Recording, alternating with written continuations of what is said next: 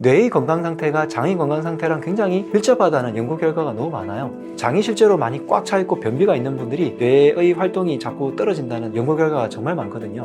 그래서 장을 먼저 비워내고 장을 건강하게 만들고 채식을 골고루 드시는 게 좋고요. 듣고 하지만 마시고요. 지금 들으시는 분들은 꼭 내가 오늘 하루에 요거 하나를 실천하겠다 생각을 해서 반드시 실천을 꼭 해주세요. 유튜브 좋은 정보를 많지만 실천을 해주는 것이 실제로 내 건강에 도움이 됩니다.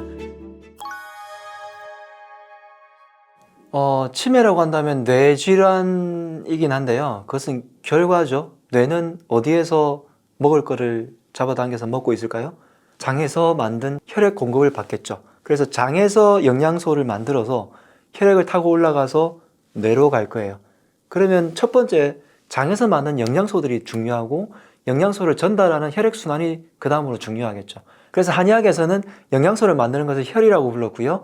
혈을 머리까지 혈액순환을 통해서 만드는 것을 기라고 불렀습니다. 그래서 기와 혈을 중요하게 여겼는데 혈을 만드는 장에서의 영양소를 만드는 역할을 중요하게 여겼죠. 그래서 일단은 영양소 문제 때문에 장 건강이 중요하기도 하고요. 장이 안 좋아졌을 때 요즘 말하는 소위 말하는 장이 제2의 뇌라고 이야기를 많이 하는데 뇌의 건강 상태가 장의 건강 상태랑 굉장히 밀접하다는 연구 결과가 너무 많아요. 그래서 장이 실제로 많이 꽉 차 있고 변비가 있는 분들이 치매라든지 뇌의 활동이 자꾸 떨어진다는 연구 결과가 정말 많거든요. 그래서 장의 건강은 결국 혈액순환이라든지 영양소의 문제와 그리고 장의 건강 상태가 뇌의 건강 상태랑 직결된다는 연구 결과가 많기 때문에 치매를 예방하거나 혹은 뇌 건강 상태를 걱정하시는 분들이라면 뇌를 어떻게 하기가 힘들잖아요. 그래서 장을 먼저 비워내고 장을 건강하게 만들고 장이 그득하지 않게 그리고 변의 색깔, 모양 이런 게 예쁘게 나올 수 있는 상태를 만들어주면 뇌의 건강도 좋아지게 할 수 있는 적극적인 건강관리를 할 수 있을 겁니다. 육식과 채식의 비율을 나눴을 때 사람은 잡식성인데요. 잡식성은 골고루 먹는다는 건데 채식의 비중이 최소 70% 이상이 돼야지 건강해지게 돼요.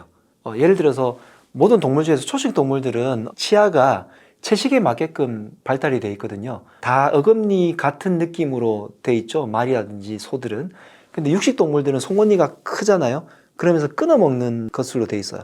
사람의 치아는 채식에 맞는 치아가 70%예요. 또 하나 이야기를 든다면 초식 동물들의 장 길이와 육식 동물의 장 길이는 다른데 육식 동물들은 굉장히 짧고요. 왜냐하면 단백질이 들어갔을 때 다른 동물의 단백질을 먹잖아요. 그런데 단백질이 몸 안에서 오래 남아있으면 독소가 돼요. 그래서 빨리 배출해야 되기 때문에 육식 동물의 장의 길이는 짧아요. 근데 초식 동물들은 채식 안에서 그 영양소를 뽑아내려면 오래 머물러야 되거든요. 심지어 반추까지 하죠. 다시 돌렸다 다시 돌렸다 이렇게 먹잖아요. 굉장히 길어요. 근데 사람은 초식 동물과 육식 동물의 딱 어중간한 중간에 한 70% 정도가 채식에 맞게끔 장 길이가 되어 있습니다. 그리고 여러 가지를 봤을 때 채식을 좀 더 많이 해야지 되는 건강해지는 몸의 상태가 되고요. 아무리 육식을 많이 먹어도요. 채식이 없으면 육식이 흡수가 되지 않아요. 딱 70%, 3배 정도를 먹어줘야 육식 먹은 만큼이 소화가 돼요. 그리고 전통적으로 사람의 인류의 역사를 봤을 때 육식을 한 60g 이상을 먹게 되면 그다지 소화가 잘 안 되는데 다시 이야기를 하면 60g 플러스 3배면은 대략 한 200g 정도가 채식을 들어왔을 때 육식이 그만큼 소화가 잘 되거든요.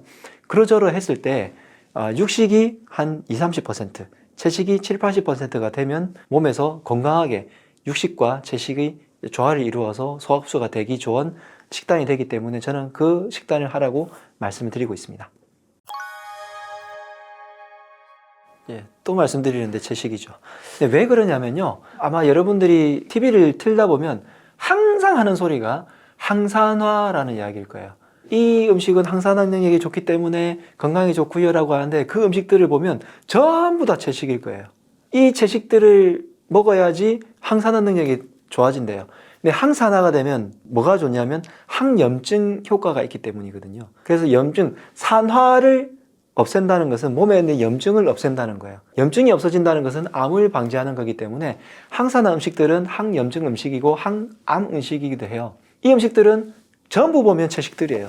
육식 좋다고 해서 방송하는 거 본 적이 별로 없으실 거예요. 전부 토마토니 브로콜리니 뭐 하다못해 상추니 깻잎이었더니 이런 이야기를 하지 그 음식들이 다 항산화 음식들이고 그 음식들이 다 항염증 음식들이라서 내 몸에서 염증을 없애고 싶으시다면 채식을 골고루 드시는 게 좋고요. 채식들은 흰색, 빨주노초, 파남보, 검은색까지 뿌리줄기 잎열매, 그리고 해초류, 견과류, 두부, 버섯까지 거기에 있는 미네랄 종류, 항산화 종류가 다 다르기 때문에 그것들만 잘 챙겨주시면 여러분들의 염증도 잘 없어지실 거예요. 중년이라고 할 때 많은 분들이 식습관 이야기는 너무 많이 들으셨을 거고 저도 좀 전에 많이 강조를 드렸으니까 조금 다른 이야기를 좀 드리고 싶어요. 휴식을 취하는 시간을 좀 많이 가지시라고 말씀드리고 싶어요. 저도 일을 하는 걸 워낙 좋아해서 쉬는 것도 일을 하면서 쉬는 습관이 있기 때문에 그렇지만 저는 휴식을 가질 때 그 일조차도 휴식을 같이 하면서 하는 일들을 하는데요. 그런 방법은 다음에 기회가 있으면 또 말씀드리겠습니다. 어쨌든 일에만 매몰되지 마시고 휴식을 조금 하는 방법들을 찾아서 나의 여유를 좀 가지시는 시간을 꼭 가지셨으면 좋겠어요. 지금까지 너무 열심히 살았잖아요. 그러니까 나의 여유를 찾는 시간을 꼭 가지시고 그것이 스트레스랑 연관이 되겠죠. 스트레스를 관리하는 방법을 찾는 것을 잘 못하는 것 같아요. 그래서 스트레스를 가질 때 첫 번째, 여유를 가지는 시간을 꼭 가지자라는 말씀을 드리고 싶고, 두 번째는 많은 스트레스가 왜 오나요? 대부분의 스트레스가 관계 때문에 올 거예요. 인간관계. 집안 사람들과의 관계는 좀 복잡하고요. 다른 사람들의 관계에서 오는 스트레스와 그 관계 때문에 생기는 돈 때문에 생기는 스트레스, 그것으로 인해 가지고 생기는 다른 여러 가지 나의 생활에서의 문제 때문일 거예요. 대부분 처음으로 거슬러 올라가면 관계 때문일 거예요. 그래서 관계가 중년이 될수록 저는 더 중요하다고 생각을 합니다. 어릴 때 좋은 친구 사귀어라. 그게 중년이 됐을 때 비로소 정말 빛을 발하는 것 같습니다. 그래서 나에게 맞는, 결이 맞는 사람들, 저 사람이 나쁜 사람은 아닐 거예요. 나랑 안 맞았을 거지. 결이 맞는 사람들과 지내고 그 결이 맞는 사람들이 서로 간에 도움이 되는 관계를 가질 수 있다면 저는 중년의 건강에서 그것만큼 중요한 게 없다고 생각을 합니다. 그래서 잘 쉬시고 좋은 관계를 맺으시는 그런 시간을 가지시면 좋겠고요. 제가 많은 분들께 추천해드리는 책 중에서 행복의 조건이라는 책이 있는데요. 그 책의 내용이 뭐냐면 하버드대에서 70년 동안 연구조사를 한 거예요. 많은 사람들이 중년 이후에 행복하다면 어떤 조건이 필요할까? 첫 번째, 건강은 당연하고요. 쭉 나가다가 중년에서의 관계인데 40대 이후의 관계를 맺는 사람들이 어떤 사람이냐에 따라서 행복해지는 게 결정이 된대요. 그래서 자기개발 다 좋지만 돈도 많은 것도 당연히 중요한 걸 수도 있지만 건강하고요. 중년 이후의 관계에서의 그만큼이 행복을 결정하는데 정말 중요한 조건이라고 합니다. 그래서 지금부터 건강에 관심 가지시고 내가 주변에 있는 사람들이 어떤 사람인지 한번 돌아보시면 여러분들의 중년 이후가 훨씬 더 행복하게 지내실 수 있을 것 같습니다. 치매라고 한다면 뇌 건강인데요. 뇌 건강을 좋게 하려면 아침 식사를 꼭 챙겨 드시고요. 아침 식사할 때 탄수화물이 적절하게 있는 게 좋습니다. 요즘 저탄수화물을 하신다고 너무 줄이시는 분들이 있는데 너무 줄이게 되면 뇌가 굉장히 충격을 많이 받고 힘들어집니다. 그러면 우리 몸은 뇌를 보호하기 위해서 1차적으로 모든 걸 가동을 해요. 그래서 뇌가 안 좋아지는 식습관은 다 피하셔야 되고요. 그래서 아침 식사를 하고 탄수화물이 어느 정도 적절하게 있는 거, 가급적이면 미네랄, 비타민이 많은 채식들이 좀 많이 포함되면 좋겠습니다. 걔네들을 씹어서 드셔야 돼요. 씹어서 드셔야 침이 분비되고요. 침이 잘 분비가 돼야 뇌혈액순환이 좋아져요. 그래서 그 식습관을 꼭 가지시고요. 두 번째는 수면 시간을 꼭 확보하세요. 뇌가 해독이 되고 뇌가 회복되는 시간은 수면할 때 회복이 돼요. 수면 시간대에 뇌에 있는 척수액들이 척수까지 전부 다 돌아가면서 이렇게 싹 왔다 갔다 하면서 뇌를 씻어내거든요. 그게 뇌를 해독하는 아주 중요한 시간이에요. 그래서 잠을 8시간 정도를 꼭 하루에 확보를 하시기 바랍니다. 세 번째는 운동을 꼭 해서 유산소 운동을 해가지고, 유산소 운동은 근력 운동을 많이 해도 유산소가 돼요. 숨이 차면 되거든요. 하체 운동 많이 하면 헉헉거리잖아요. 그게 유산소 운동이 됩니다. 조깅 해주는 거 좋고요. 등산, 수영 다 좋습니다. 그렇게 되면 뇌에 혈액이 쫙 공급이 되어서 치매를 예방할 수 있습니다. 그래서 아침 식사를 탄수화물이 적절하게 들어간 채식을 꼭꼭 씹어서 해주시고 충분하게 주무셔 주시고 운동을 적당하게 해주시면 치매를 예방하는데 그것보다 좋은 게 없으실 거예요. 많이 웃는 것도 굉장히 좋아요. 그래서 하루에 웃는 시간을 많이 가져주시고 일부러 하루에 한 번은 내가 크게 웃겠다 생각을 하시면 좋겠고요. 그 다음에 손발을 많이 움직여주는 거 많이 들어보셨겠지만 그때 움직여줄 때 자극을 해주면 좋습니다. 그래서 손끝을 이렇게 부딪혀주고 손끝에 있는 혈자리를 자극해주는 것만으로도 면역력이 많이 좋아지고요. 연구 결과가 실제로 있고요. 그 다음 여기에서 올라가는 경락들이 뇌도 영향을 많이 주기 때문에 발지압, 손지압 해주시면 많이 도움이 될 거예요.